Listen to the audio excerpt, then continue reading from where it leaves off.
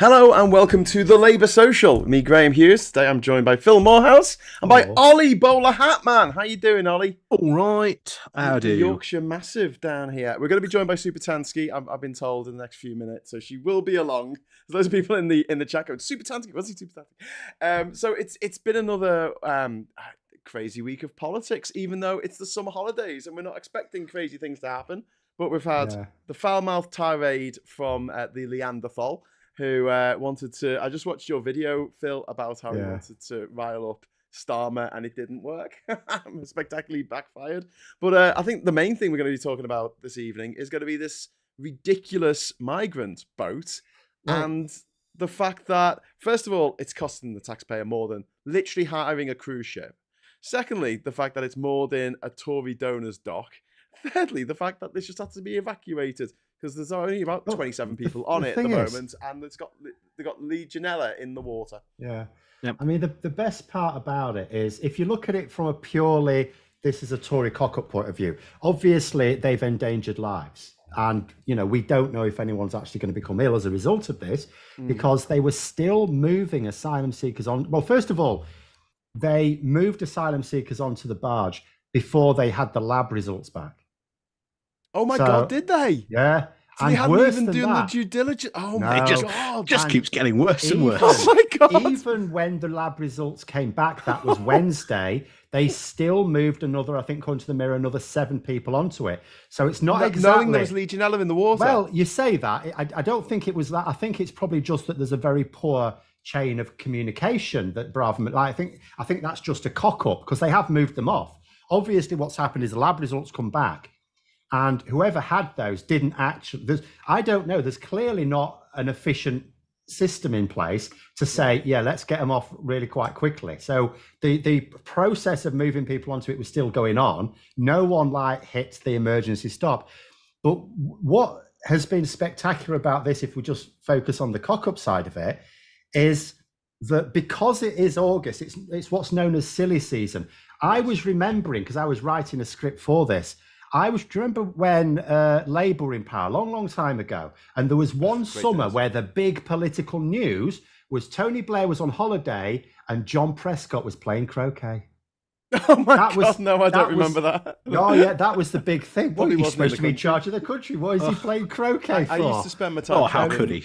traveling the world before Brexit. And the thing is, it's like that, because that is what silly season's about. That is why political journalists in August get desperate. They have to make something out of nothing. Well, like I say, it's not like Parliament's in session. No. So what's happened this week is because of that, the Tories made a deliberate attempt to make the story about this barge. So they've done that. So basically, when it's all there's not, because normally when something like this happens, the Tories cock something up. It's only embarrassing for like 2 seconds because then the next scandal comes in to replace it. That's not happening because it's August. No. So everyone's attention's focused on this at this point, and now they're looking. It's maximum embarrassment for them. It's maximum humiliation because everyone's looking, and they can't move on from it. They can't do something that moves people on from it. Hi Scott, how you doing? Can you hear us yet? How are you guys? Hello. Hey, how you doing, man? We're just talking about it being the silly season here in the UK because Parliament isn't sitting, and just how incredibly damaging pretty much every news report has been for the Tory party, even though it's the silly season and nothing should be happening. But before we get into that, big thank you to Christine Cash for throwing $5 into the super chat there, and hello to Georgia. I think Atlanta, Georgia. I read a bit earlier. So hello everyone in the chat there. If you do want us to read your chat, we'll try and get through as many as we can, but obviously it is a bit difficult to get through all of them because there's always so much wonderful chat in the chat there. If you do want us to definitely read what you want to say or what you want to ask, then if you throw in a super chat, then we will definitely do that. Ollie, what were you going to say? Yeah, well, I have to ask Scott because we've got as we said, we're in the silly season. I don't know. Do you Americans have a silly season as well? I don't know. Do you have a silly season? You ask me with American politics, silly season is all year round. Well, you yeah, it's know? like that with the Tories in the UK. It's just stupid stories Yeah, every exactly. single You day. know, it's just yeah. When it comes to actual like the sort of timetable of Congress and things like that, I'm not okay 100% with it. So I like because obviously here your summer breaks are shorter here than they are in America. So like when I was in school, for example, it's the second week of June, and then you don't go back until after Labor Day, which is in September. Oh, But wow. Long summer yes, holidays. yeah, you get like 3 months. Oh, Um, we get 6 weeks. exactly, and so the But six then we weeks. get paid So maternity leave, so, you know. but you know what? Look at how educated Americans are and how Yeah, educated but British people the are. other thing is, like I know as a It's teacher, a bit the harsh. longer you let them have on holiday, the more they forget. Like they're always as thick as mince when they come back in September. Oh So you don't actually ideally want them to let them even have 6 weeks off. you try like I remember Oh, being Phil going all authoritarian educator on us Well, now. it's not authority. So you just need to spread it out These a bit children more. shouldn't have holidays. No, they should. They should just spread them out. Like have shorter terms, but don't have a whacking great mass. The reason they have it is to mark exams. It's really about for the exams, but it's not ideal for anyone that's not an exam year. We have a stupid rule in this country that you're not allowed to take your kids out of school unless you're very rich and take them on holiday anywhere, which I think should be a decision left to head teachers and not it to. is in America. It is in Yeah, America. it Right? should be at the The problem discretion. is then And you it's actually create. very go on. I was just going to say you create a flashpoint for the head teachers then. If anything, I don't know the history of this. I strongly suspect it is teaching unions that have wanted the government to sort of do that because the last thing head teachers, I think. yeah, but the last thing head teachers want is to have angry parents making a fuss because one head teacher will let someone go on holiday and another one won't, or they'll allow it for one kid and not another. They can do without the hassle. Well, There's yeah, enough but I for think them to if deal you with can as it make is. a case of why, because what it does is it discriminates against families that can't afford to travel when it's the summer holidays because the price is double. But you could do that. You could deal with that because that's profiteering. You can bring in price controls. You can't do it around the world. You can't do it in other countries, but in your own country, yeah, you could say, well, this is actually ripping off the poor. You could take that It out, is. take it It from that is. side of it. It is. Thanks to Emma Price, by the way, £2 super chat there. I'm trying to be pretty First super chat from Emma. Best investment you'll ever make. But yeah, I just look because I travel so much, and I'm one of those people who think, oh, I enjoy it, so everyone should. But I know that a lot of people don't. In America, it doesn't really work like that. If you want to go on vacation, because also as well, I think most employed adults in like big companies, they'll only get about 2 weeks holiday a year. So you have to take that when you take it, and schools don't hold back. Like I remember growing up, like there was always kids that were away. Their family had taken them skiing or something like that because that is like their only week. They get away to do it. So and no one ever sort of like I thought it was very odd moving here to see like what now this law coming into effect. I thought was very kind of authoritarian. I was like, nah, that's not. A parent at the end of the day should have the ultimate discretion on their children's education. Well, I mean, on this, I mean, this isn't anything to do with what's been happening in politics, but on this, I just think that it should be something that is almost encouraged if you can make a good case to go somewhere. I'm not talking about necessarily going to Disneyland, but if you can make a good case for your kid to go to Pompeii or Herculaneum and learn about the ancient Romans, and you can say that this is what we're going to do on holiday. There's always a good excuse to go to Disneyland.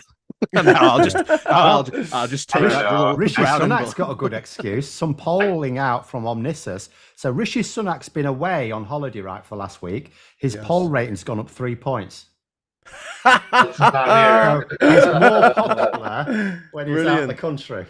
Yeah, we like him when he's not here. Because basically, the cock-ups aren't effectively down to him. It's someone else, like Lee Anderson playing at the rodeo clown or whatever this week. Yeah. Well, that was the same in Conservative Home as well. They regularly do who's the favourite minister. And he even rose up the rankings. He wasn't in negative ratings for quite a while. So yeah. Well, I think unfortunately what he said this week was actually incredibly popular with that base. But it's not as large a base. It's truly unfortunate, but I think it's true. I think Phil's right. It's not as large as he thinks it is, and I think it's going to come back and bite them. You know, I mean, we'll definitely bite him, but I think for the moment, the reason he hasn't been fired for it is because the people that they like he feels that he's targeting have really sort of gone and I don't know what. I think it's very unfortunate term of phrase. It's awful, but it's very fortunate that now that has become part of the lexicon of this society, this country, that it's okay for someone to actually say something like that, you know. But I mean, I think that the people that will enjoy him saying that, and there's just not enough of them, and I think we just exhausted this endless kind of pantomime where they're like, oh yeah, well, you think we're bad, what about them? Or, you know, oh, you think that's bad, look over here, look at this thing instead, look at, and trying to dominate the narrative in that way. And I know it was covered quite a lot on sort of the radio and stuff, the talking shows this week, but generally speaking, it seems to be quite ignored, and as it was by Labour, who barely mentioned it. I think the only Labour person who went up against it was Diane Abbott, and she basically isn't.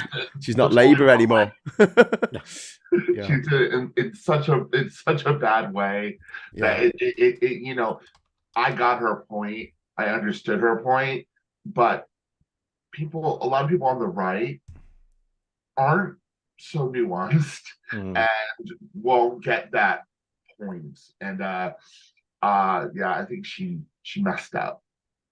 Well, if you're going to hit someone, hit them with a hammer. I mean, Braverman will be properly under the spotlight, because it's not just that this barge thing has been a complete fiasco. There's also that gang that stole the hard drive from a base. So basically, an organised gang, this is on LBC, an organised gang has stolen a hard drive which contained evidence against people smugglers. And that's a Home Office issue, I gather, as well. When did that happen? I didn't see that. This was today. Well, it's reported today. Reported today. I mean, presumably the theft was before today. It was held in a safe in a hangar. Oh, no, it was stolen on August the 1st. So I'm just reading about it today. I mean, this Legionnaires outbreak on the barge, on the Pippi Longstocking, this for any other minister, that would be the end of it. I mean, it should have been the end of it many, many times over for Suella Braverman. Why do you think that she's still in the post? What are your theories, Ollie? Oh, she owns Rishi Sunak. Do you think it's that way around? She absolutely owns him. She was instrumental into making sure that Boris didn't run against him. She got all the right wing around him. She was his go-to guy. You know, Suella, join me. Get the right wing on board for me. You be their person. I'll put you in a good position. Yeah, but now, so what? He's still. Well, that's where the support is coming from. Because she's doing the hard right wing bidding for the right of the Tory party. That's why she's there.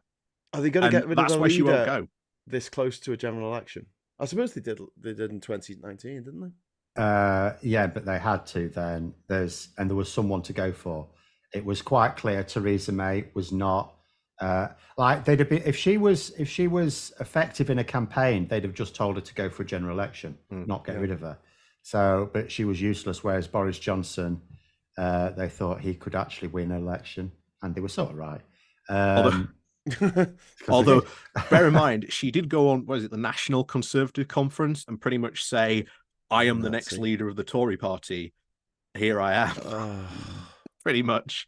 But we'll see. I mean, there's rumors of a cabinet reshuffle happening.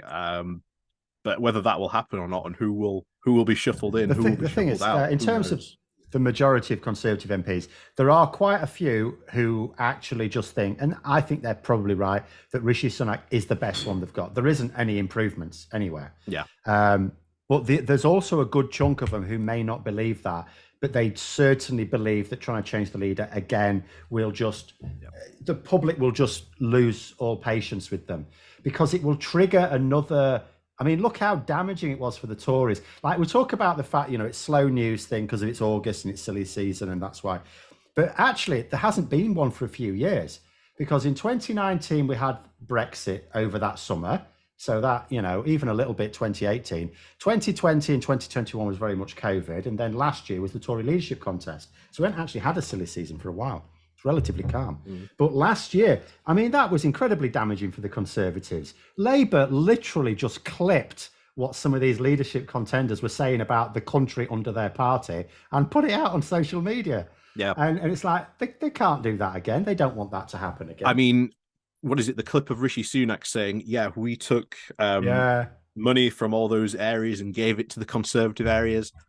If I was in Labour HQ and I was in their marketing, I'd be like making sure that plays it will every single day, every single hour on everything we can possibly put it across. They keep mentioning it in PMQ. Starmer keeps mentioning PMQs. They will 100% use that in the general election campaign. Like I say, it's not good for them. No, not good for them at all. Bear in mind, they ran on the fact in 2019 of, we're going to level up. Yeah. And it's in those red wall areas, the only places where really Lee Anderson's vitriol has any sway at all. Those are the places, and Labour will just go, the leader of the Tory party, he boasted about taking leveling up money away from you and giving it to his rich mates down south. Yeah. And like I say, he's got no comeback to that either. The 1.9 no comeback to that whatsoever. What was it? 1.9 billion, was it, that of levelling up funding, that they couldn't think of what to do with it? Yeah, something like that. I forget the exact figure now. And now it's going to Cambridge to be the new Silicon Valley of the UK. Yeah. Which is probably multiple times every single city around the UK has been said it's going to be the new Silicon Valley. So I think we said that about Liverpool was going to be the new Hollywood. We were going to have on Edge Lane. They were going to take the old Littlewoods building and turn that into a massive sound studio for filming the latest Marvel movies. And unfortunately, the place burnt down before they got a chance to do it. See, we do quite a lot of special effects in this country for films. I don't know about a fully integrated like Hollywood. I would support the video game industry in this country. It's absolutely massive. Yeah. It's mind blowing how much money the video game industry makes. Hey, we got a Tansky. She's here. Hello. She's just connecting to audio. Give her a moment. I've got mad allergies. It's so hot, man. Is that what it was? Are you hot down south? I've actually got a hoodie down here because. What else would it be, you madman? In bloody Durham, where it's constantly the land of always winter but never Christmas. You're underground, though, aren't you? Oh, hold on. Dad joking coming. It's Durham. Durham. Oh, Jesus. Anyway, hi Tan, how you doing? How's bless you? I feel you, Tan. That has been me all week. I've taken 2 antihistamines today. Really? Yeah, it's a bit mad. How are you all? We're all right. We were just talking about the barge that has Legionella disease God. running through it, like Blackpool for a stick of rock. And the fact that they knew, well, the report, they started boarding people before the report came back, and then so the report didn't come back till Monday, but they were still putting people on anyway. They ignored the fire union advice, and then after they got the report back on Wednesday, they continued boarding people on it on Thursday. Yeah. So it's like willful negligence, frankly. It was used for an oil rig that was getting built, wasn't it? And to house the workers, and they said it wasn't fit for habitation, and that was when it was 1 person per room, and they were planning to put more than 1 person in each room. Yeah, well, it's double now, isn't it? I don't think that'll be happening. God, it's so hot, man. It's like ridiculously humid here down south. Don't know where you guys are. You're not all down south, are you, at all? Yes, I am. Scott is. Oh, Scott is. Yeah, you're more south than me. Yeah, right. Even worse. I'm the most northerly. Really high, so yeah, it's quite warm. You're try and- south of the river. I try and order the Zoom call so it's in order of direction. So I'm in the north, so I'm at the top, and then these two in Yorkshire, so they're below us. And then although Phil, you're Lincolnshire. I'm technically just I'm in Lincolnshire, just outside mate, Yorkshire. Brexit Central, Brexit land. Well, no, that's Sleaford. Well, there are pockets. No, there are pockets actually. Well, I don't know though. But Sleaford My is the really continuing bad one. embarrassment for Brexit will always be the Channel 4 morning after, and they came straight to Barnsley. Oh no. Well, Sunderland's not too far from where I am. I'll tell you what, when I was a young teacher, I did a little period of. I've actually done a few periods of like supply teaching, and this was before I had sat nav, and I did a few schools in Barnsley, and what I kept noticing, there's me with me A to Z trying to not drive dangerously, and every single street sign from the direction I was posting wasn't on both sides; it was only on the other side, so I had to drive past the bloody street. And then read it behind me to work out where I was. Wow. Well, that's helpful, isn't it? It's like in North Korea, don't they make the signs wrong or something? Well, in Yorkshire, if you don't know where they're going, lads, they don't know where they don't know where they are. Just keep driving until you see something, a pub. I ask the locals. Yeah, you'll get the true Yorkshire direction. Ask the locals. Right, turn left, Ask turn the locals. So we're not from London. Sorry, we came on holiday by mistake. I don't think anyone goes on holiday to Barnsley, to be fair. So Helen and I Tan, in the house tonight, I see. So Tan, we were just talking about Neanderthal as well, and his little sweary outbreak today. He's very, measured, and he obviously decided to do this in advance to get the knuckle draggers on board. But how do you feel about like Tory MPs using words that we sort of, they're our words? How dare you? Trying to formulate an answer that doesn't involve just like mindless swearing, to be honest with you. It's really performative. He's already told us what their plan of action is, which is to weaponize things like, culture wars, to weaponize like the trans people, to weaponize asylum seekers. He's already told people what he's going to do. Yeah. And now, though, I think the next interesting bit is how, Sunak handles him, what Sunak does about him, because it's not just that, it's the fact that he's obviously calling the Conservative Party a failure, which they evidently are, but you're not supposed to say it. No. And what we're going to see now in how Sunak responds to it is going to be very telling of how the election is going to be won, I think. I don't think Sunak's going to do anything about it. And I think he's just going to leave it, and just because he made that guy chair for a reason, didn't he? And but if he does actually discipline Lee, then we'll see what happens. But I just think the guy's just a brazen opportunist. He was Labour, got suspended. Now he's come back and trying to do the same with the Tories. What the hell is that? This is actually a thumbnail for my video tomorrow on this subject. Who is that? Believe it or not, AI to me. This is an AI generated image that I asked it to combine Lee Anderson and Boris Johnson together. And this is what it creates. Aye. No me gusta. Yeah, Christ. Well, I mean, to be honest with you, he's not got any of the superficial charm of Johnson, is he? I mean, he's just horrible about him. He's just a pub bore. He is an absolute pub bore. He's one of these guys who thinks he's really funny and tells a really long-winded anecdote, and the joke is, "Oh, my son turned out to be a vegan." And you just like, "Oh my god!" That was the most Alan Partridge moment ever. It was so weak, and just this is why there's no right-wing comedians. They can't do it because they're not funny. Because they're always punching down, and punching down is not funny. It's like Lee Anderson doesn't even appeal to his own though. His own show on GB News is going badly. I keep trying to work out what is he, because he's obviously only acting for himself. He's got no interest in anyone else, and I don't know, because there's two trains of thought. Obviously, it doesn't matter whether he's an MP or a broadcaster. It's way more money than he was getting. It's not like some MPs where actually, the money they get from being in Parliament is like brown paper bag jobs. The salary, it was good for money for him. He appreciated it. And he's got two options. He either rescues his broadcasting career, because at the moment, GB News are not going to stick with him long term.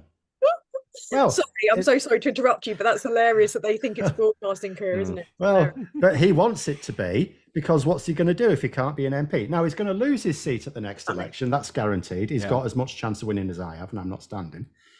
But he could easily pop up, like, because it makes sense, doesn't it? Loses the election, don't need to live there anymore, moves to one of the, there'll be plenty of Tory constituencies that are proper Tory constituencies that they're going to lose. But that'll be protest vote. They'll flip straight back at the next election. If he can identify one where he can appeal to the local party members, move there, because then he can say he was just moving there to be close to London for his broadcasting career. And then he can and then he can like make himself their candidate. But the thing is, he doesn't appeal to those sort of more traditional conservatives. So I reckon if that is his plan, he's trying to sort of, that's why he was trying to wind up Starmer this week, and he's really pissed off he couldn't do it. And it's because he wants to be able to claim he can get under Starmer, because Starmer will be the prime minister at this point, and he'll want to claim that he's really useful because he can get under Starmer's skin. Yeah. Or he needs to make himself useful because he knows he's not one of them. He knows he's not. He hasn't got one the of, connections. He's not he, at all. He didn't go to a He was school. an idiot, wasn't he? No, He's a commoner. He's a filthy pleb. I mean, I think that's why he got the deputy position in the first place. Yeah. I think he promised Bruiser. in some way that he could like keep Sunak the Red Wall. Yeah. I think that's generally Good luck why he with was there. that, mate.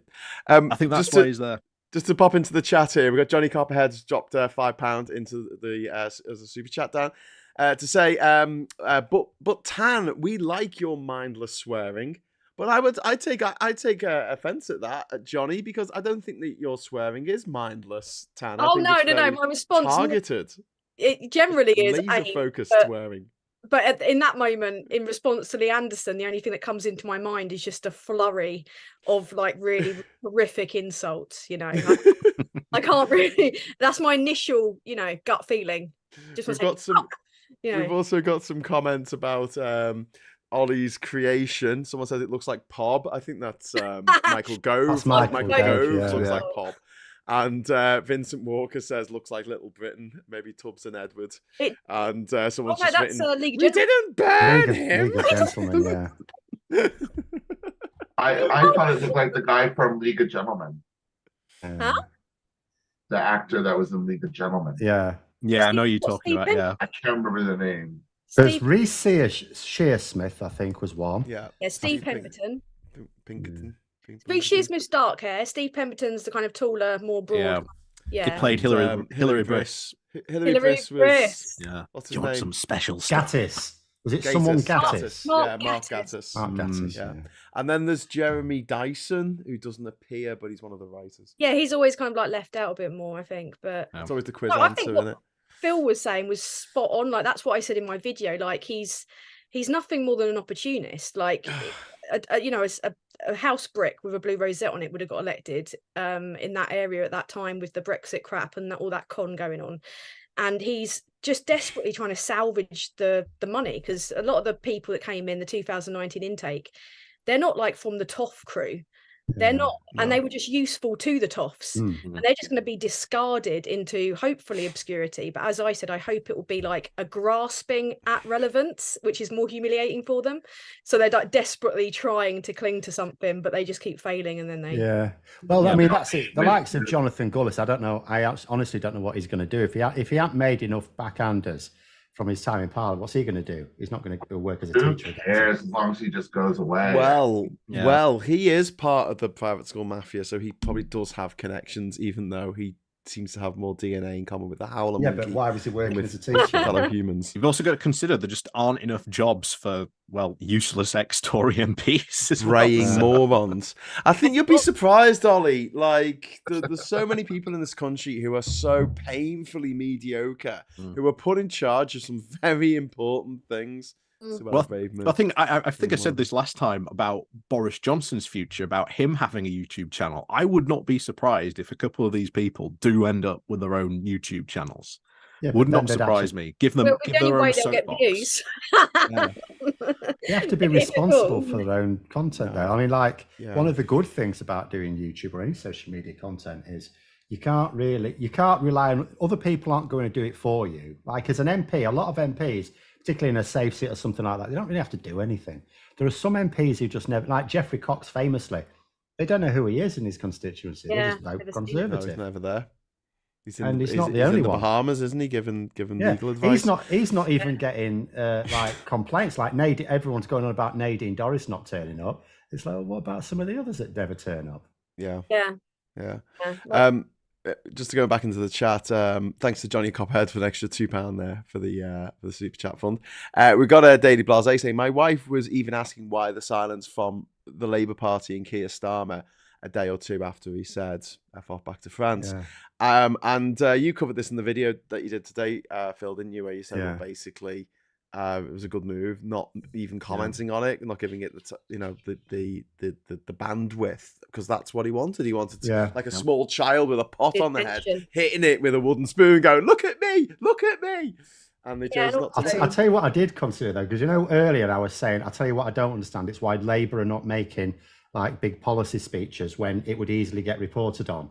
Yeah. Part of me is now wondering, I don't think it is, but part of me is wondering, is it deliberate because they just know the Tories are going to do something stupid and they don't want to distract from it? Like in Simpsons, get ready is going to do something stupid. Yeah, that does sound, and also there's the whole don't interrupt your enemy when they're making it. So if Starmer had weighed in, that there's certain people that are going to leap on it, whatever he says, people are like, oh, Starmer didn't.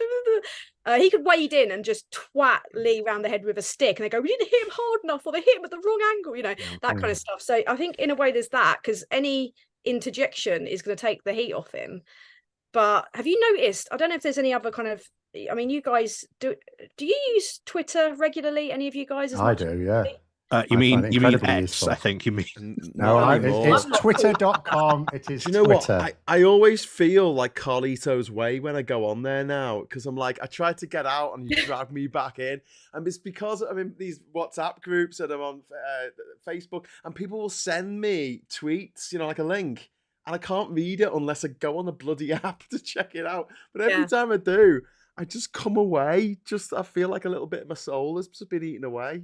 Because it's so horrible now. I've had a bad week on Twitter. I don't want to talk about it. Oh, yeah, you did, didn't you? You got bloody glinnered. You got Glinner, this horrible man who used to be a very funny comedy writer. And one day he went mad. He came for me. He made the pile on for me this week. All I said was to Rosie Duffield that she should resign as an MP. That's literally all I said.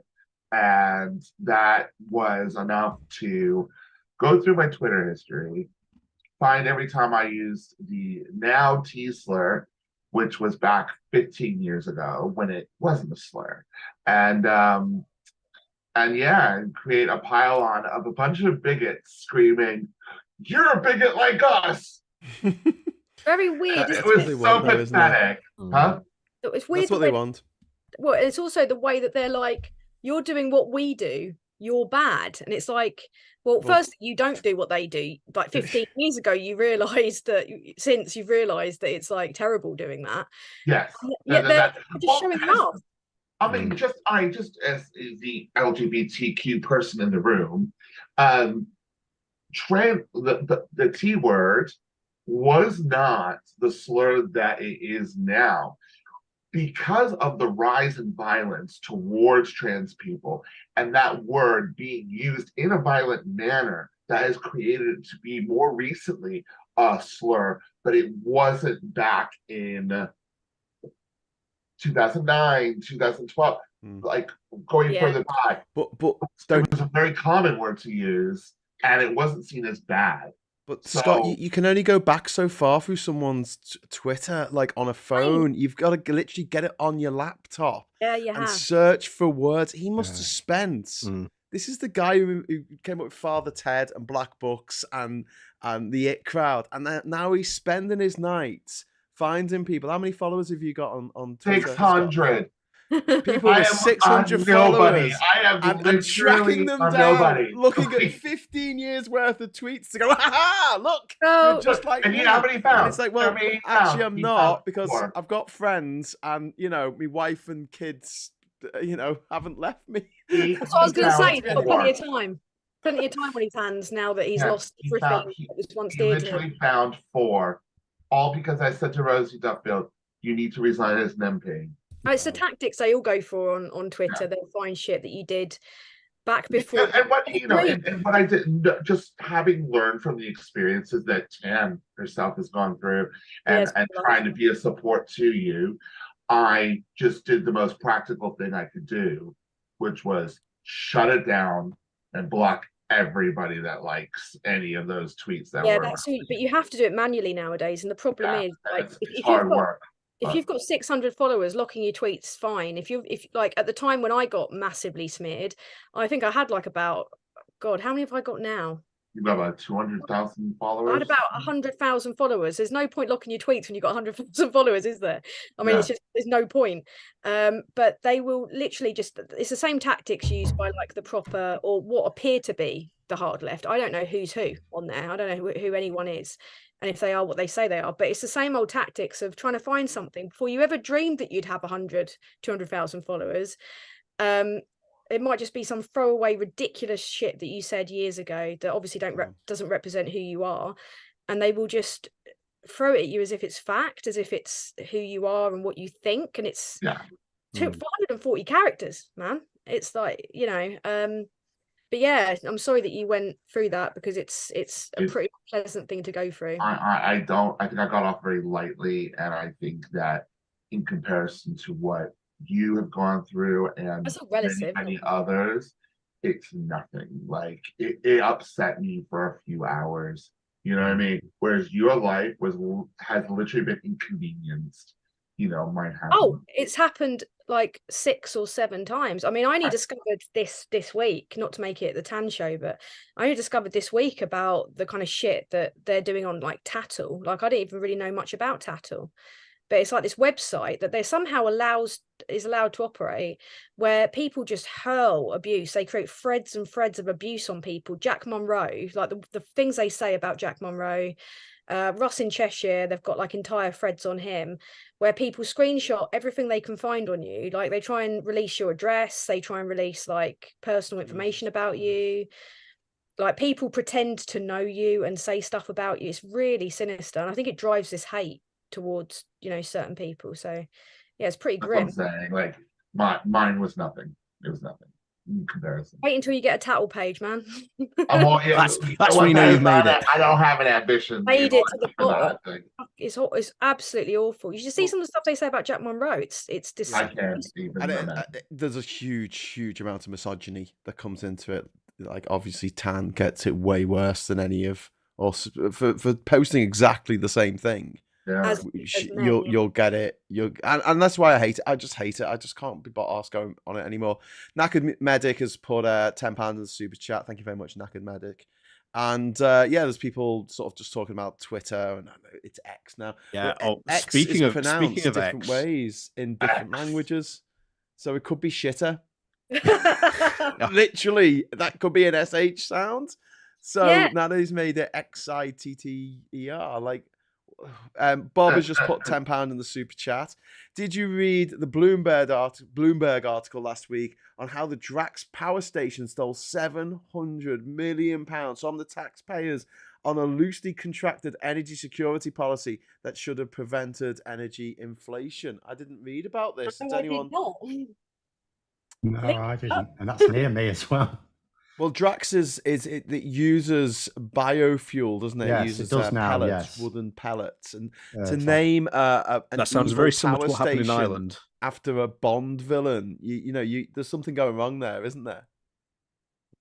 Yeah, it sounds very similar to what happened in Ireland. In fact, that took down the entire Irish government at the time, I believe, for like a very similar scandal. No, I didn't know about that. I'll tell you what, I my little story on Drax though. Thanks, Bob. Because we used to take students there.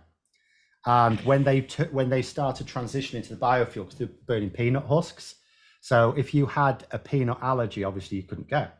So we did all this, fill in your medical details, anyone got peanut allergy, blah, blah, blah. And I was told, so we did 2 days running each year because we've got loads of students who went. And, the teachers who were doing that day said, oh, we had someone on there and they had to stay on the pissing bus the whole visit, just even though they were supposed to have put it on the medical and they just hadn't put that they've got a peanut allergy, just check. So me being me, I got on the coach on the following day with the students are all there. Not all of them are my students, by the way. This student wasn't my student, but it's just the way I am. And I went around, got everyone in. Yeah, everyone in. And the last thing I said, does anyone have a peanut allergy? One kid put his hand up. I said, get off my bus. Basically. Get off my bus. That's what I said to her. I said, get out I was just so exasperated. They'd been told, especially after the previous day, the following day students had all been emailed, this thing happened, make sure, all you're up to date, blah, blah. And he still got on my bus, and it wasn't my bus, but he still got on my bus and had the nerve to put his hand up when I said, has anyone got peanut allergy? I said, just get off. The nerve. How dare you? Wasting my time. But why did we bring up Twitter? Was that to talk about Scott's experience this week? I think so, yeah. I was going to say. Sorry, I hijacked that. I apologize. It's fine, Scott. Let's talk about the absolute influx of right-wing accounts. It's been a noticeable shift. I don't know if I've just done something myself to put. Well, I don't know if I've done something. I've been relentlessly roasting the hard right this whole week, but it's just been. They are back in force. A massive influx. I mean, beyond all, like, just bot farm style, to the point where it's even overwhelming for someone like me who's got like nearly 200,000 followers on there, like to the point where they'll just hijack. I'm starting again on Threads. I don't care. I've only got a few people following me, but one of them's James O'Brien. Oh, really? That never happened on Twitter. Oh, he follows me on Twitter. Oh, piss off. Oh, yeah, man, on tag, you get personal messages. You get gifts off Carol Vorderman. Dying with jealousy over here. See, I quite like Carol it. Vorderman. I love Carol's a lovely woman, man. She's she's hilarious as well. Really funny.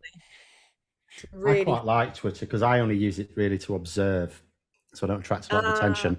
But like at the moment, I'm observing Maya Tusi, who's trying to weaponize the fact that Keir Starmer. There's a report just come out in the Daily Mirror that Keir Starmer interrupted his holiday to hand out posters of a lost dog which had gone missing in the Lake District. It's since been found.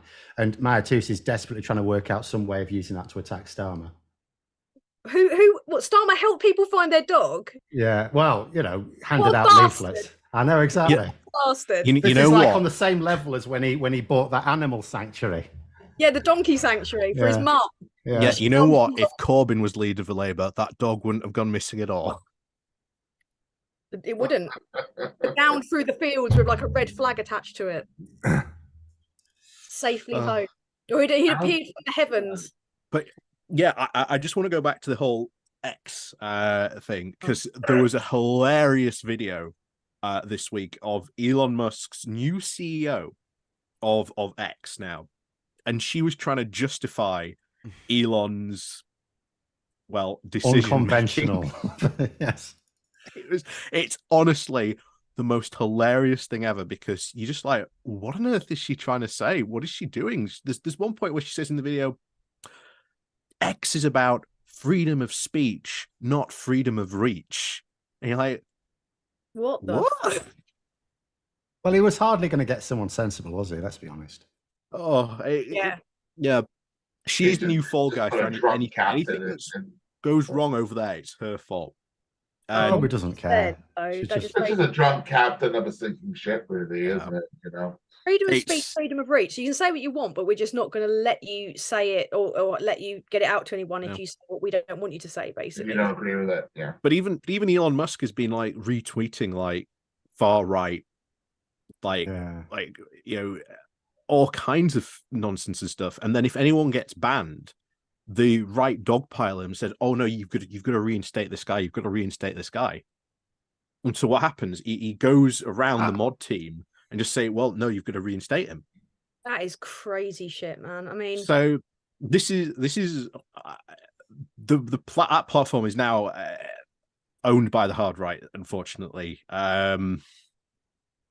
It's the death of a social media platform I don't think we've ever seen before. Well, No. my conspiracy theory is that he's done it on purpose to destroy it, because it was the only platform that allowed us to speak truth to power, or at least call Donald Trump a "see you next Tuesday," and there was a good chance that he would see it. We can slag off politicians as much as we like on this channel, but they're not going to watch it, so they're not going to get the chance to, hear what we have to say. But if Tansky put something on Twitter, there was a good chance that the MP that she was targeting would actually see it. Oh, It's 'cause I they're all ratioed there. Prime Minister this week.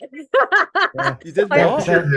It's because Twitter is the social media platform of choice for journalists and politicians, like all people who actually influence policy. And you can see why it's a really good platform for that sort of stuff. But that is where, if you have a large following on Twitter, you will be known. But he's not interested in doing that now. He wants to build this X, the everything app, and make it all about financial stuff. And But how can that work? I mean, It can't go surely on. if there was an everything app that could be made, Apple would have made it Everything by app. now. Exactly. Google would have made it by now. Someone would have made it and Apple would have stolen it. Okay, yeah, fair enough. Apple, But, like, Apple would have made it more cooler. yeah, they would have put shiny sheen on it. Apple would have But- made it work. but if it was possible to do it now, he talks about there's a Chinese app that WeChat. Weibo. Oh, No, WeChat. Is it WeChat? I think so. And it allows you to pay your bills and interact and stuff like right. that. But that's in a country where everything is controlled by the government. Yeah. And so they can have that kind of totalitarian thing, but we live in a capitalist society, for better or worse. And there's just there is no way that people are just going to delete all the other apps off their phone. You can't even delete bloody Facebook off a Won't bloody be safe. Samsung phone. It won't let you. Won't be safe. I mean, the guy's got this literally like the holes in that. Like, there's no tech team anymore. Nothing works anymore. I can't even look at my own replies to my tweets without the rate limit being exceeded every 2 seconds. I can't. I have to open and close the app. It's like the 90s sometimes on there. Like nothing just Like the 90s all over. But How the 90s how was long? shit. How long do you think Twitter can last for? Because it's losing literally millions of dollars every day now. Because it's advertising revenues, which were already lower than any other social media platform. Because it's really hard to advertise on Twitter because people are scrolling. They're not stopping. They're scrolling through constantly. Yeah. So I mean, he sold a ton of Tesla stock to buy Twitter that was already overestimated. He's wiped billions off the actual price of it. The price Off just Twitter alone or on Tesla? changing the name is just uncalculable. And I that's do the not thing- think you could put a number The on just brand. changing it from Twitter to X. I do not think you could put a Yeah. number thing on is that. as well, Only like last on that. it is ridiculous. Like I couldn't believe that Elon Musk would deliberately be using it to destroy Twitter, because it's, even for him, granted, if he just lost all that value, he'd still be the second richest person in the world, but only just. But it's such a lot of money. But sometimes I just look at it and think, but maybe he is, because, like, again, changing the name, but it's still going to be twitter.com. You can't change that. It still is. You And can it's, still it look can't. he How owns can it be X otherwise? dot- How could it be otherwise? I know. That is the domain. It's that simple. You can create a new domain and ask people nicely to move to that. Yeah, but it's not going to X.com. happen. He's got X.com. He's had it since 1999. And he's always wanted to use it for something. So if you type in, I just tried it then. Type Well, in it's not X.com gonna into be this. your URL, takes you to the Twitter site. Well, this goes back to the whole Elon Musk's a genius, and to be honest, I think for the past couple of years, and especially the whole Twitter debacle, has pretty much shown he's not a genius. I mean, Tesla is the only thing that he owns that technically makes money, and it very, very, very rarely turns a profit. Yeah. Very Don't they rarely pass turns a jet fire profit. or something? I'm seeing more of them on the streets though. In Like the only England. people that drive, like, isn't it just like drug dealers? Isn't it? Apparently, I read something that it's like the new drug dealer's car of choice. Apparently, like, So well, they're more saloon type. I don't know if that's the right word for it. They're more family type cars now. I don't know anything about cars. I couldn't even like draw you or sketch. I have no idea. If you could tell me it's shaped like a bloody rocket, and I would believe. I don't know anything about cars, so They're very average looking. A lot of them now. But No. the Tesla stock, which was what he's drawn from in order to buy Twitter, I mean, it's so overpriced compared with other car manufacturers. Because they thought that it's the Yeah. Apple of cars, Well, this is and it. now Everyone says nearly Tesla's every other overpriced. manufacturer is making an electric car. Yeah. It's just getting Yeah. lost in the mess. Most of it is because of the AI driving stuff. The AI driving stuff is, I think, where a lot of investors are sort of investing in it, not realizing that it's not very good.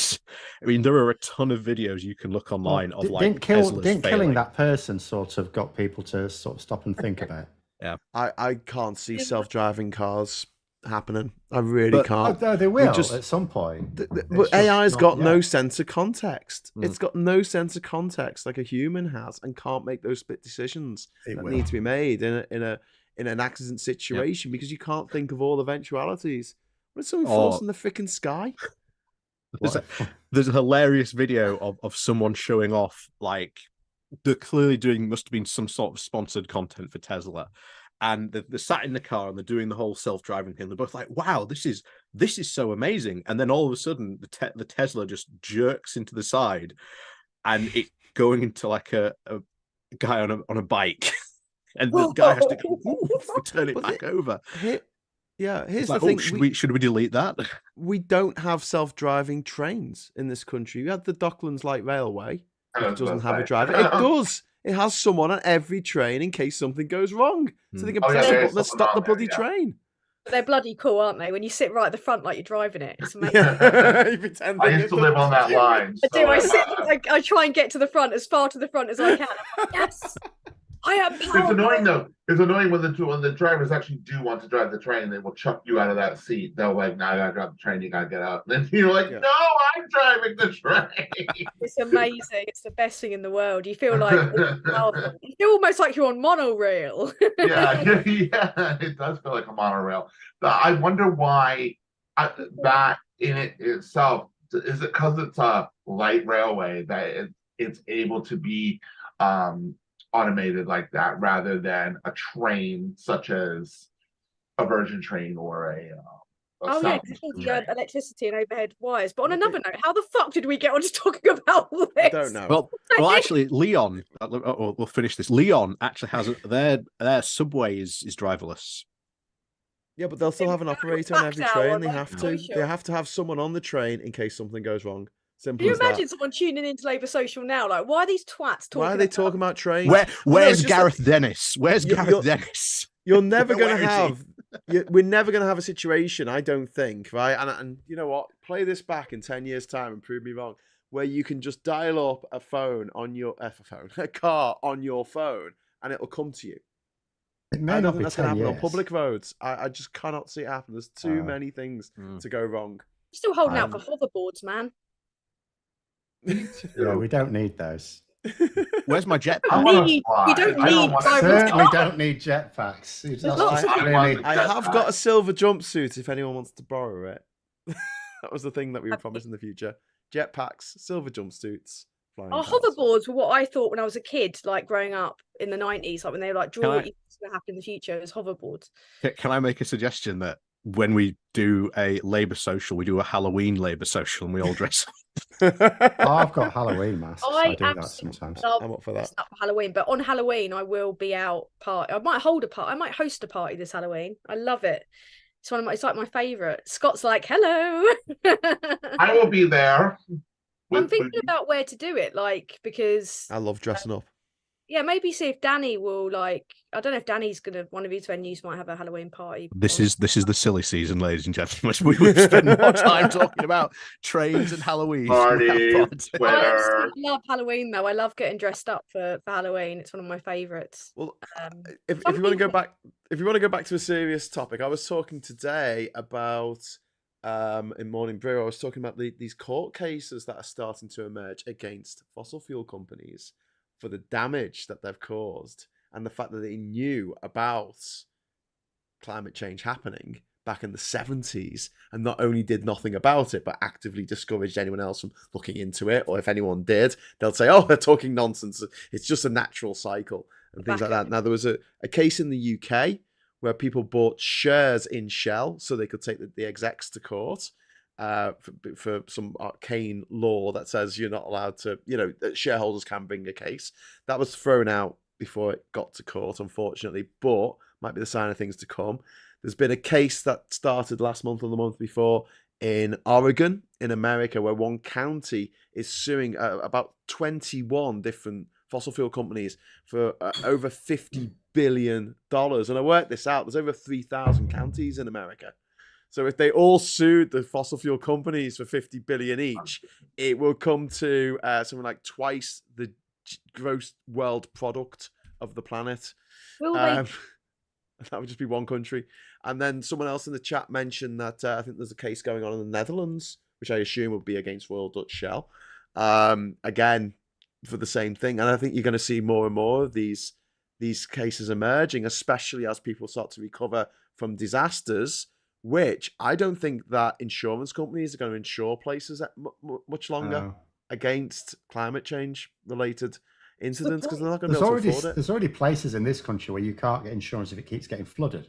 Yes. So I'd like house insurance. Exactly. Yeah, no, your house gets flooded every year, mate. No, you're not having house insurance. It's tough shit, because it's all about risk. I used to work in insurance. Like, they're not gonna. I mean, you don't have to work in insurance to know they're not going to insure you if you live on a floodplain. Like, that's not going to happen. But they're not going to insure you if you live somewhere that might go on fire. And as somewhere as wet and tropical as Hawaii can go on fire, then oh god, it's we saw fires last summer in the UK. Yeah, the terrible ones down in Kent, especially. Yeah. Burnt people's houses out. There's some I'm not going to say what I was thinking about Kent being on fire, but I live in Essex. I'm allowed to. I've got relatives in Kent. There's certain parts of, apart from the wild. I'm not gonna get into that. No, don't. Shut the fuck up. We love our Kentish brethren. I'm currently working in Kent, and it's a little town in Kent.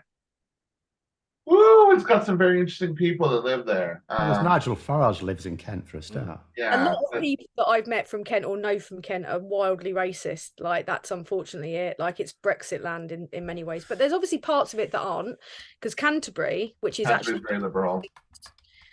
I mean, that's the thing with Duffield. I mean, she's got a massive majority. I think a pretty fair sized majority in Canterbury, hasn't she? I thought she got the ball Not quite anymore. I think she'll lose it. I don't think she will, because I thought that because it's quite broadly Labour, Canterbury, isn't it? Oh, sorry. I keep forgetting that she's actually a Labour MP. Yeah, I mean, I think from what I remember, it's a fairly sizable majority. I wouldn't be surprised though if it shifts to another left party to get her out. I mean, yeah.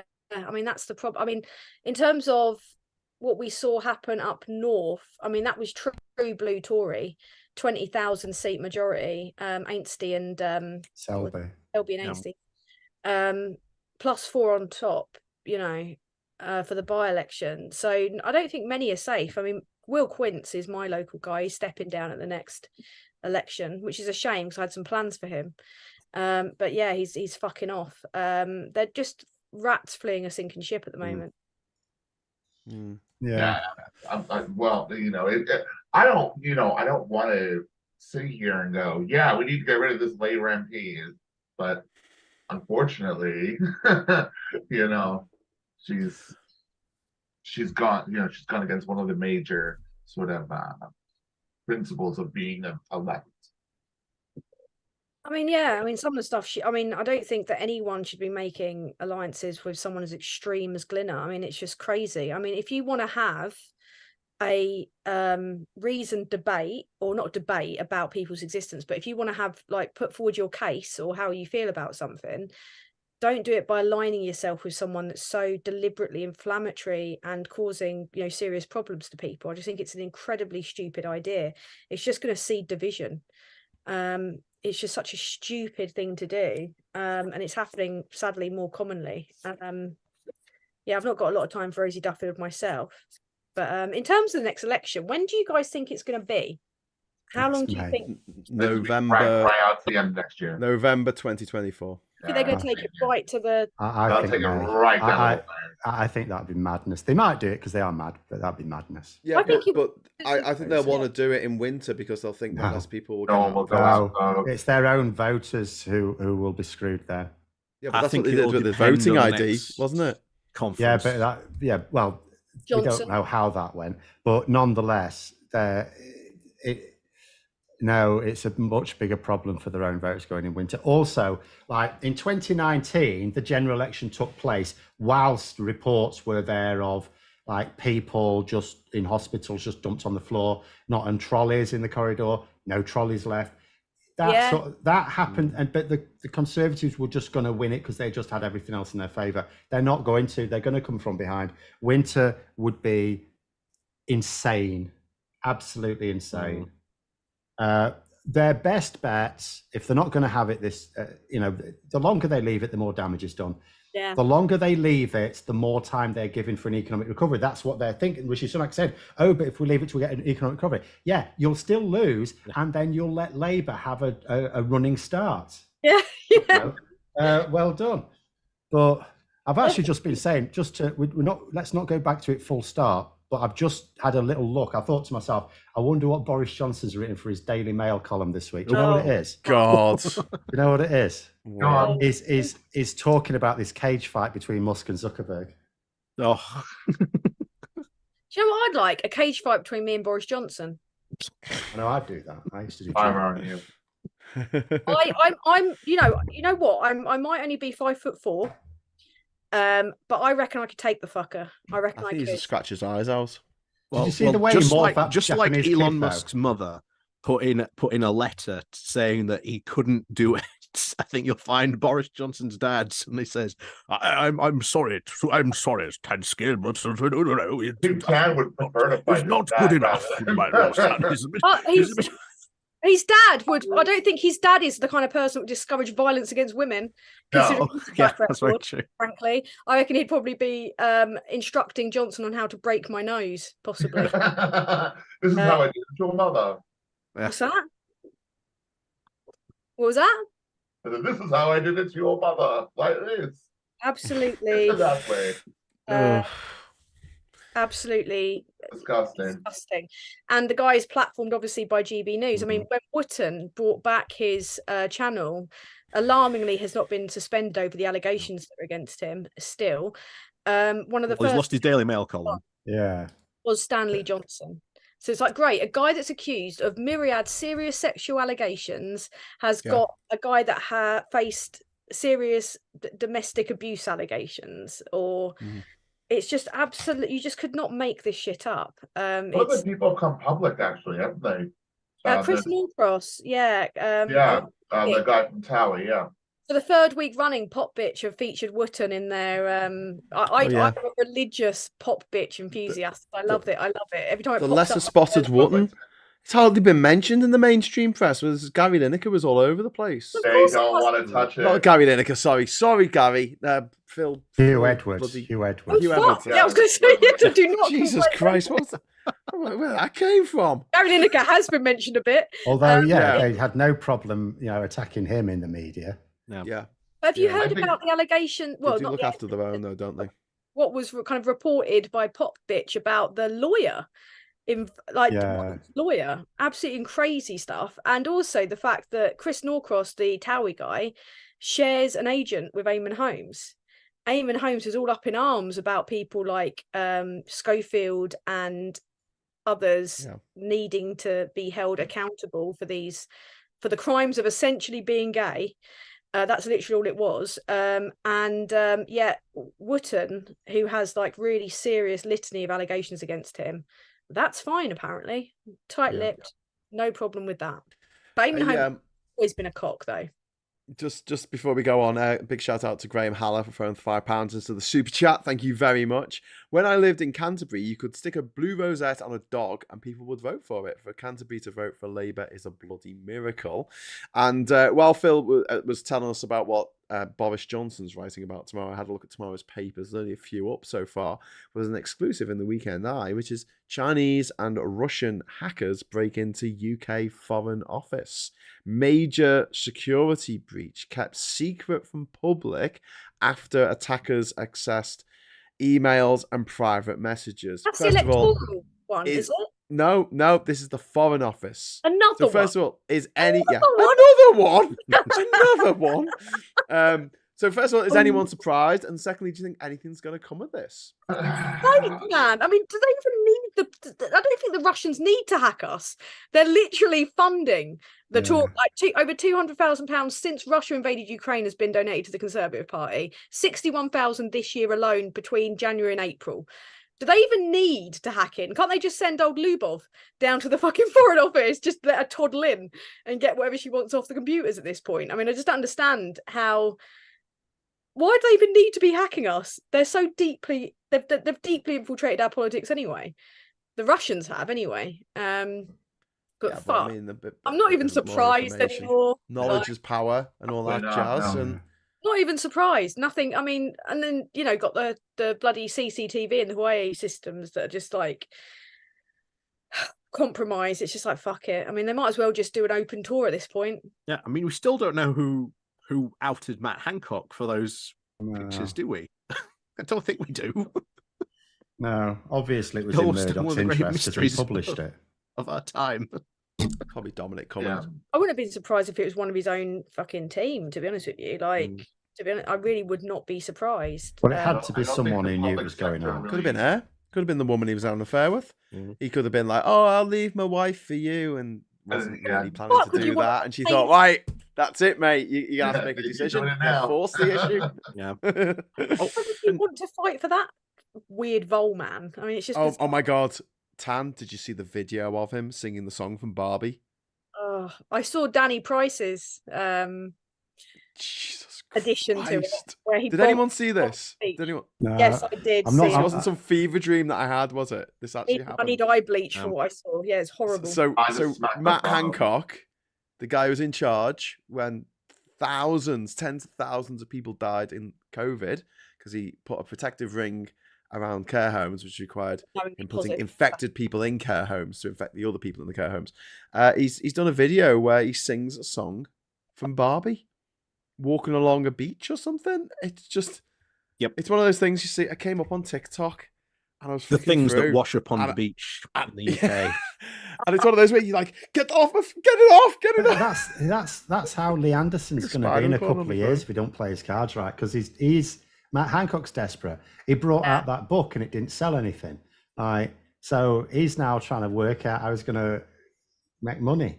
It's so desperate. Absolutely. I mean, I think he got off too lightly on the Jungle. I don't think 100%. I think everyone went way too lightly on him. Then the book, which was him rewriting history, and then Oakeshott sold all the the secrets about it, claiming that she was doing it for journalistic integrity, like fuck she was. And now he's just like gone on TikTok. I'm yet to roast him on TikTok. I've probably got more followers than him. Yeah, should do that. But like all I did was fall in love. My only crime was to fall in love. And you killed killing 20,000 people. Yeah, and killing all these old people in the first 3 months. Greatest generation.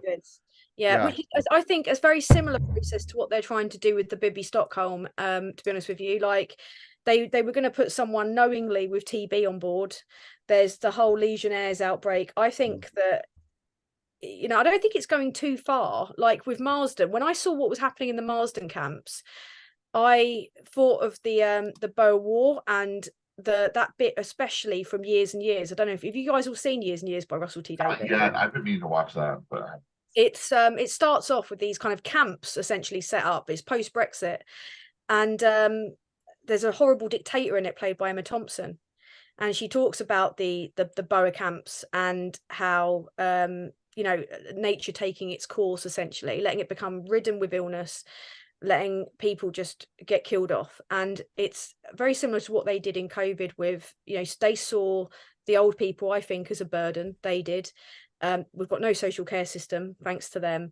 So to them, it's I really wouldn't put it past them to just think problem solved. You know, these people die, job done. You know, one less person for us to have to look after because there's no profit in it. What's the point of looking after these people? I don't. I think you're giving them too much credit for strategy. I think it was literally just a case of, honestly, I think it was just a case of the hospitals were full. They're always full, and they were going to get a sudden influx of COVID patients. They couldn't afford to allow it to appear that the NHS had run out of capacity. So they just had to say, well, we need to move these to care homes. Oh, should we test them for COVID? No bollocks, will you? And just move them. You know, they will have known that they were risking lives. I'm not. I don't think. You know, but I think it was just purely. They react. They react all the time. It's like when you were saying about the Bibi Stockholm thing. The Mirror was saying, weren't they? There were another 7 people put on board after the report came back that had Legionnaires. I don't think that was them just going, well, we don't really care about it. I think that's just because they're running a shit show. Like whoever was still, whichever part of the system was still moving people onto it wasn't told. It's like the Home Office knew both those bits of information, but there's no communication because Suella Braverman couldn't run a bath. And also there's the headlines. They were all about chasing the headlines of getting these people on the boat, having the cameras there filming it. But at the same time, like, I get where you're coming from, but I just don't believe it's happening so commonly and so frequently that if even someone that's not involved in politics can look at that and go, fuck, that is, I mean, I don't doubt that they're not putting 2 and 2 together. I think there is a amongst some of them a criminal level of negligence, undoubtedly. But whatever the reasoning is behind it, in the eyes of the law, most other places would be held accountable. Oh yes, of course. Be put behind bars for that level of negligence. Whereas they just know that they are just allowed to do whatever the fuck they want and not face any punishment for it. I mean, that is the shocking part of it. So I think in terms of, I mean, there would be no defense for anyone else going, oh, well, we didn't look at the report for 2 days. Like, that would not be evident. That would not be, defense in the eyes of the law. Like, no. And that's the thing. Sorry, Phil. I was just going to say, first of all, thank you to Emma Price for the £5 super chat. She says, I was working as a nurse. I was a nurse working in care homes at the time.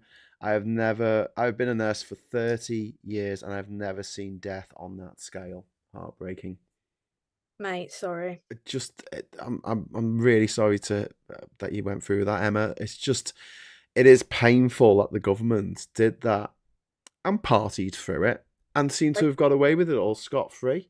And now they're quibbling over handing over the WhatsApp messages because they don't want to be brought to book for the crimes that they committed. And they won't be.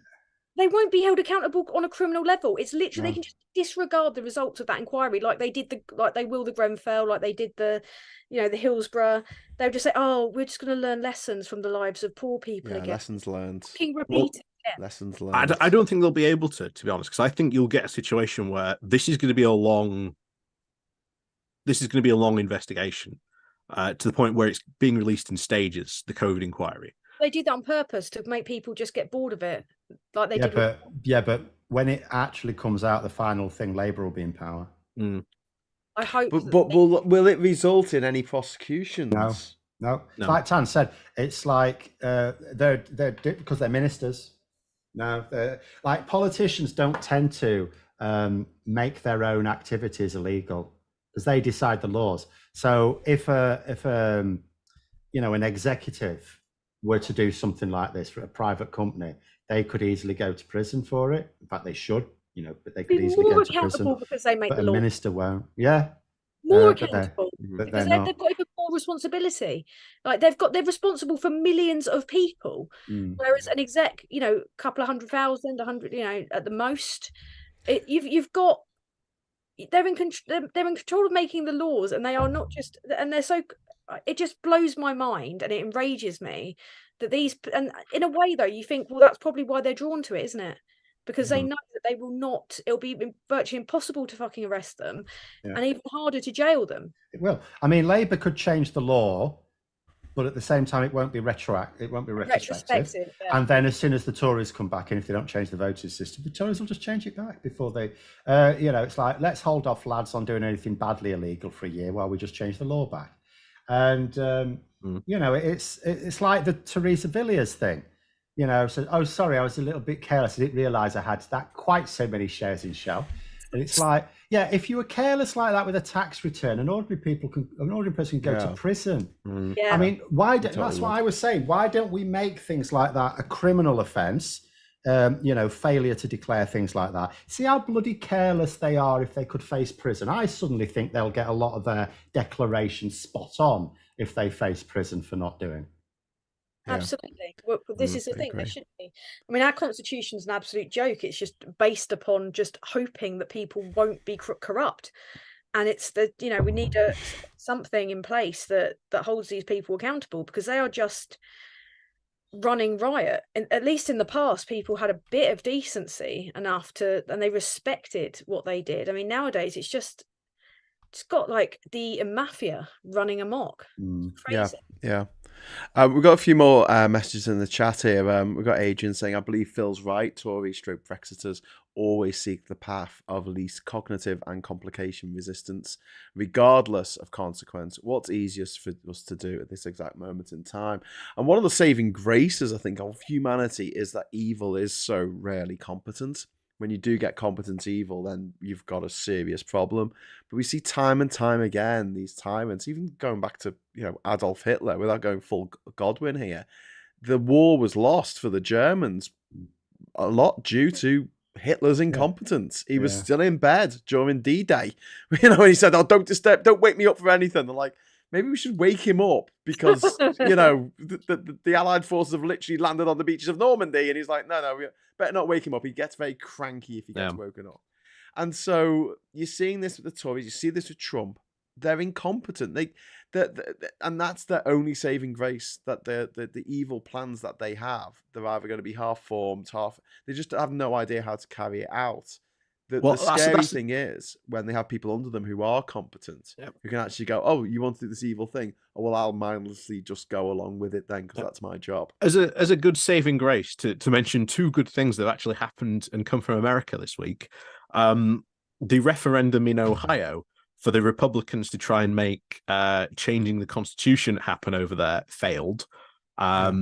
So their attempt to try and make, abortion laws to pass into constitutions hasn't been successful for them. And there was a massive pushback from them. So they've been coping all week from those referendum results.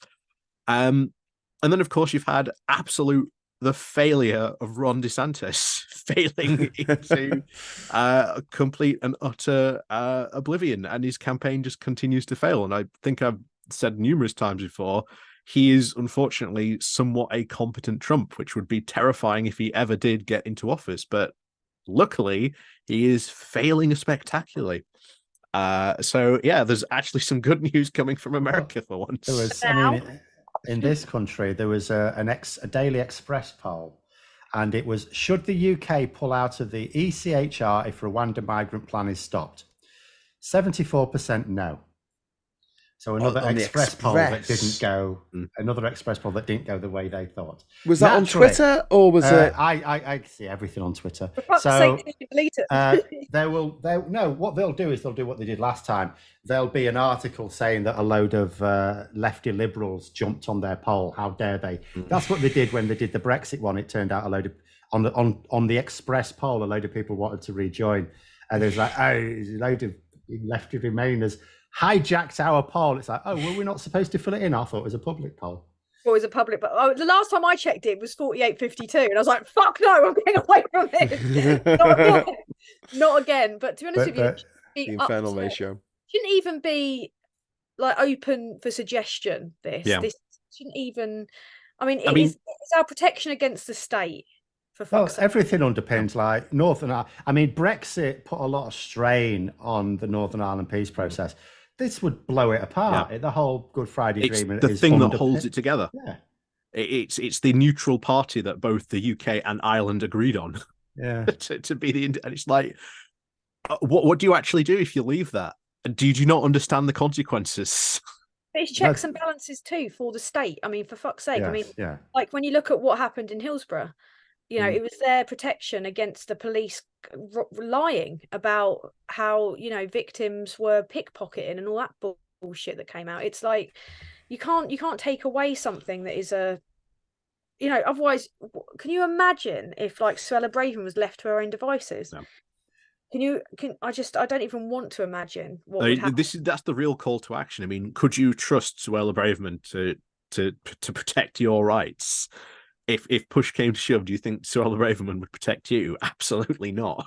But this is why we have to change the voting system. Can't let these back in. Like, you can let the Conservatives back. You can't stop that with a new electoral system.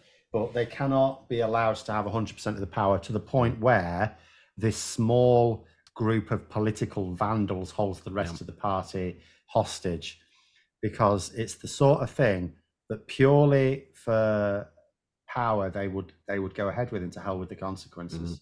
They say that. They say, oh, you know, even though they've got all this power, they're still trying to blame Labour for not voting with them and all this kind of. It's like, you fucking nutter. You've got, like, do you realise the majority that you've had, and you've squandered it? You have squandered all the power you had, and all you had to do was govern properly.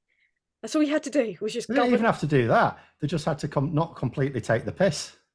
Well, they weren't governing properly. You know, when David Cameron was in charge, they still won a bastard election. He won a majority, not governing properly. Whereas now it's because they just completely took the piss. They thought, we've left the EU. For the Tory Brexiteers, lots of different Brexiteers. For the Tory Brexiteers, it was all about getting rid of every right and protection we have, and that's what they wanted to go ahead with. And they just, I still don't know how they got away with pulling us out of the single market. It's purely ignorance of that. But people aren't ignorant of absolutely every protection we have in this country. Yep.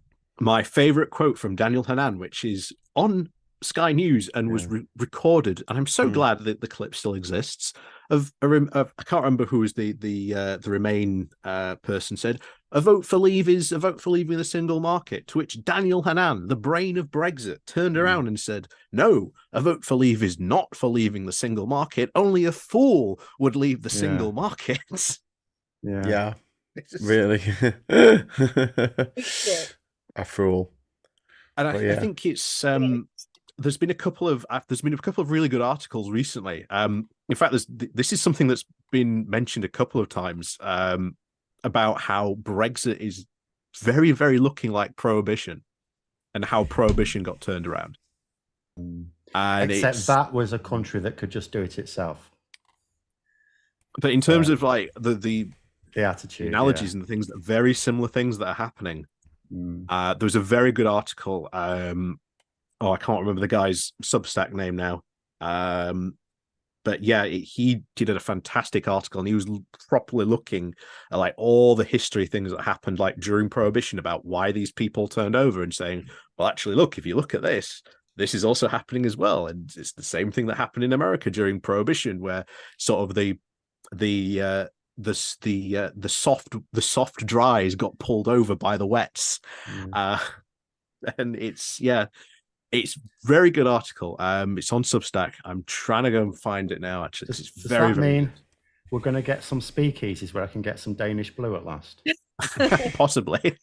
I can't get it reliably in Tesco anymore. I'm really upset. What's my favourite cheese? It's my favourite cheese, is what Danish. Oh, not bloody blue chease. Yeah. Lovely. Norwegian blue was the species of parrot. You couldn't get very much. Monty Python. Like before the single market formed, it was like something you got at Christmas, and then I got used to being able to just get it whenever I went to Tesco. Now it's back to being it's not always in stock. Yep, good old Brexit.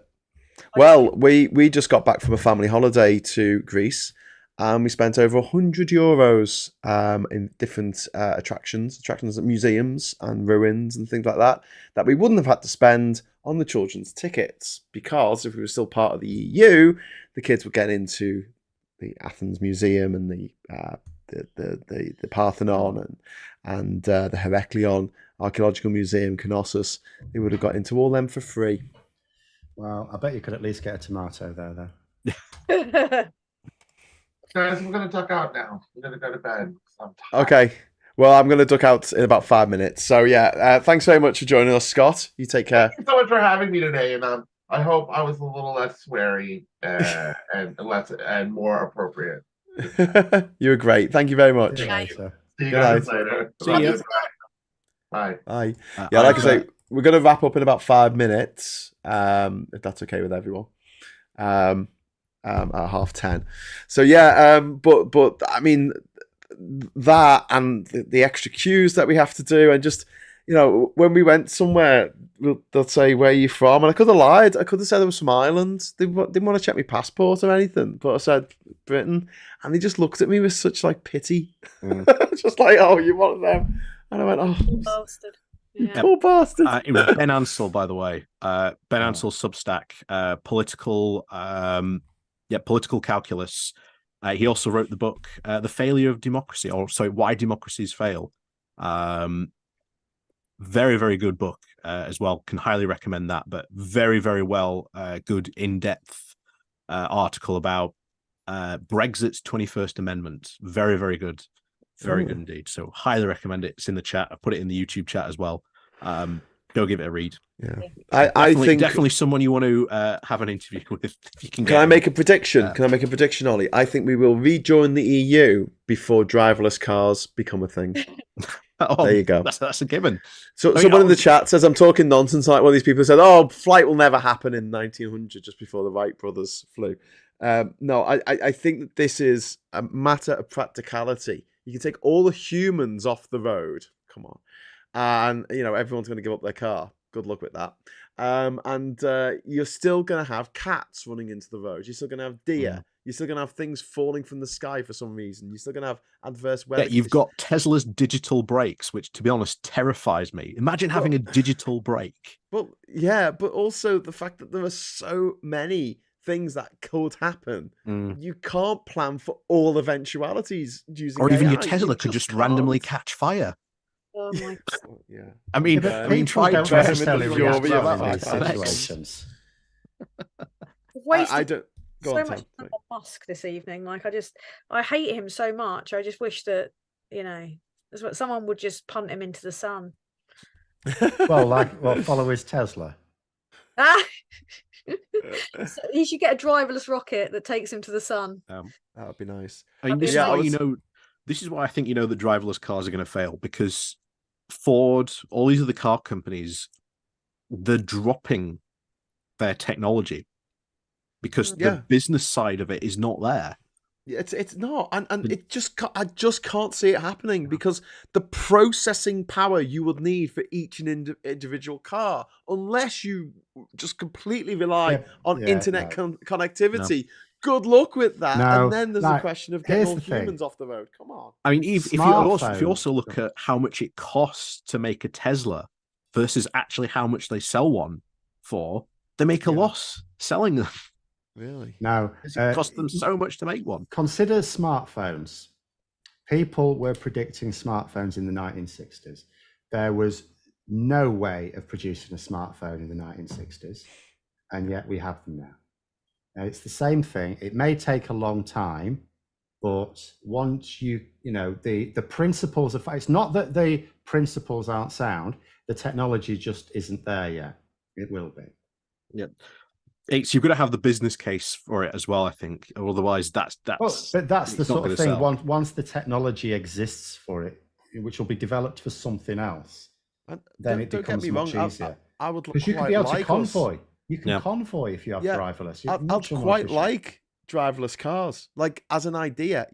Great, because it means that you wouldn't need to own a car. You would just order a vehicle to come and get you, and it could be exactly what you need. So it could be a 2-seater if you're on your own, or it could be an SUV. There's no need for seats. You just have a bed in it. Lie down, get comfy. But no, I mean, or a van. If you need a van because you need to move, you just order it. It comes to your house, and you get in it, and it drives you to where you want to go. That sounds great to me. Also, it will do away with car parks. I hate car parks. Car parks are the work of Satan. They have destroyed cities around the world because it's like, we've got to have somewhere to put the cars, haven't we? But if they're all driverless cars, then you could just send the car home. Graham, a channel you would love on YouTube. There is a guy, and he reviews and goes over the history of Britain's motorways. Oh God. That and also League of Pigs. The a- best pig racing action you can ever see.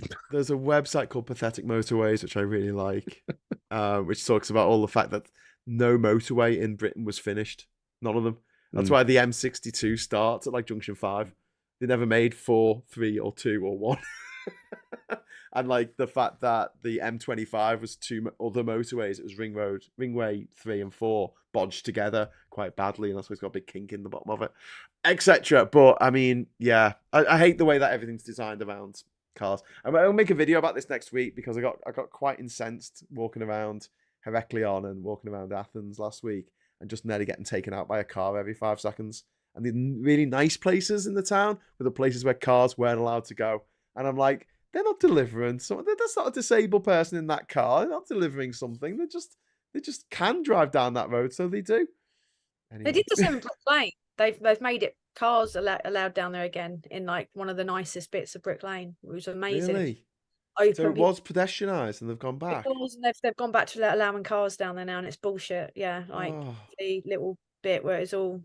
Yeah, it was really nice. It opens it out. It's so much nicer when there's no cars because then you can put out chairs and tables and parasols and verandas and things like that, and people can sit and socialise in the outside. Yeah, but we can't get there because there's no buses or trains. Yeah. Not that you're bitter. There's no buses here at all. Look, where I am. All I'm saying, you need to get Gareth Dennis on here. Gareth Dennis, like Gareth train Dennis. guy. Like the train guy, get him on. Get him on He's and talk about fantastic. HS2. Get him on when I'm not on, because I'm like this has been way too transport based this evening, and I'm just like, I miss when this was about politics, man. It's bore time to death for an hour. Don't you understand that everything is politics? I've got no car bants, man. I couldn't even draw you like the difference between. I can't even draw a car. Like I don't. Yeah, you can draw a car. Come on. I can't draw basic cars. I'm a bit of a. I do 2 like wheels and a box on top. I couldn't draw a car, but also I don't know. I couldn't tell the difference. I know old cars, but I can't tell you the difference between any of the modern ones. They're all pretty much of a muchness, aren't they? They just have different badges. Well, put it this way: at least you haven't seen the great drama war going on between Laserpig and Red Effect about what engine the T14 Armata has in it. Those words mean absolutely nothing to me, Ollie. That's quite striking. What the fuck is a Laserpig? Oh, by the way, I had a look at the Daily Mail before we go, and front page, Boris, I'll take on the winner of the Musk versus Zuckerberg cage fight. Free inside, Matchday magazine. Free £5 football bet with Paddy Power. And they got a feature on the England Lionesses when they were little girls. And there's going to be pictures of them in the paper, whatever, Daily Mail. But the main story is when there was a Legionnaires outbreak or Legionella in the water of the Bibby Stockholm, their leading front page has got trans row over women's wards. Fuck's sake. Nothing about the biggest news of the day. Of course, it's pure cultural bullshit, isn't it? I mean, like, of course, they're not going to talk about the failings of the Conservatives. The thing is, though, they'll not hide it from people because it's all people have had to report on this week. It'll be a couple of weeks, though, from what I've heard, before people will know whether or not they've actually contracted it. It's not immediate. You don't know immediately if you have it. So it'll be a couple of weeks before we'll know whether or not those people have actually got sick from the government doing this. Yeah. But also on the Express, the Mail's sister paper, pretty much, apparently doctors are striking to bring down the Tories. Brilliant. Do you know what this is related to? Well done, doctors. I'll tell you what this is related to. There was someone who's representing, this was the junior doctors, and it bloody stupid, he shouldn't have said it. Unfortunately, these people don't understand how, because they probably don't delve into politics that much, they don't know how they're going to twist it. So it was a really stupid thing to say. This person was asked, if the government offered you the same basic deal that the Scottish government offered their doctors, would you accept it? And he said no, because it's a different sort of government. And I thought, you bloody idiot. Because then it allows them to say, oh, they're only striking as an anti-Tory protest, not really anything to do with their They can issues. spin it how they want. The public are on side with the strike. They are, but at the same time, it doesn't help you to go say stupid bloody things like that, because you need to keep them on side. Yeah, that's true. But I think most people's sense know that the Mail are going to just talk bullshit anyway. Like, we need to make people more aware of as much as we can about how biased and full of lies it is. We got Aiken Drum in the chat saying, "I love the concept of the 15-minute city where everything you need to live is a 15-minute walk away. Sounds honestly utopian," and I agree. And I think it's hilarious and quite depressing at the same time that there was a council meeting in Liverpool a couple of weeks ago that a bunch of conspiracy theorists who think that a 15-minute city it requires putting up walls and guard towers. So if you try and get from Croxter to Norris Green, they shoot you on sight for trying to leave your sector of the city. This is honestly what they think. So they were outside this council meeting, and the council meeting was about something completely different. Yep, I saw that as well. That was just 15-minute cities, mate. They're the worst idea ever. Why? I'm not cannot sure. understand how people want to be taken seriously when they're saying, no, the pharmacy should be fucking miles away from you, mate. Yeah. Why would you want a pharmacy 10-minute walk away? As possible. I want to make life as shut down the banks, shut down the Woolworths, shut down the Wilcos. I want everything far away from me. I want to make everything as inconvenient as possible for me and everyone else who lives here. And coming from Liverpool as well, I mean, we make a joke about when everyone asks how long it takes to get anywhere in Liverpool, the answer is invariably 20 minutes because it's just laid out that way. It's only half a circle because obviously you've got the River Mersey running down one side, but it's really easy to get around the city. Doesn't matter what time of day, even. Bloody better be, because I couldn't find a hotel with a car park. Oh no, yeah, we're going to be in Liverpool, aren't we? Yeah. Tan. Woo! For the Labour Party conference, which is taking place back from Labour yet? In October. Yeah. What do you mean about the application for bloody passes? Oh no. Do you know what? This happened last year. They go, oh, thanks for your money, and then you don't hear from them for ages, and then you write to them, and then eventually they get back to you and go, oh yeah, you've been accepted. They don't tell you that you got. It's not like getting a gig ticket where it's like, oh yeah, here, your ticket's on the way. They say, oh, we gotta do some background checks to make sure you're not a wrong 'un. Oh right. What kind of... I have no idea. Well, they let me in last year, so they can't be that in depth. You can pass DVS, you're all right. Well, I am told by my partner, who's been to these things a few times, that I can expect a 2-hour wait to get in because I don't have a passport. Oh. So if you don't have it's like if you've got a passport, there you go, in you go. If you haven't got a passport, you go to that queue. It's 2 miles back there. So yes, I shall have to get there extra early. I have to get another passport next year. Look at my stamps. Look at my stamps. I don't go anywhere. Look at all my stamps. I've got 6 of these. They're just all full. Brilliant. Been around. I should get a passport, but I just don't. I don't go anywhere, so I don't actually need it to pass. If it's outside Yorkshire, it ain't worth going. Oh. Yeah, but Phil, what if you need to leave the country? What if the Tories get that bad? I'll seek asylum in Ireland. Oh, you got it planned out. Scotland. I've got a good friend who's like a yacht captain, and one of our plans was just to jump on a boat and just head out, just steal a yacht. Look, how hard? I'm moving to Moff in Ireland. That's the plan. I mean, stealing a sailboat. I mean, it must be pretty easy, surely, because all you do is put up the anchor. I mean, just because Jack Sparrow did it, it was a film, it wasn't real. Put up the anchor, put up the sail, off you pop. Yeah, and then you'll choose a day when there's no wind or it's blowing backwards or something. Forget the way. That's the thing with yachts, they only go at about 5 miles an hour.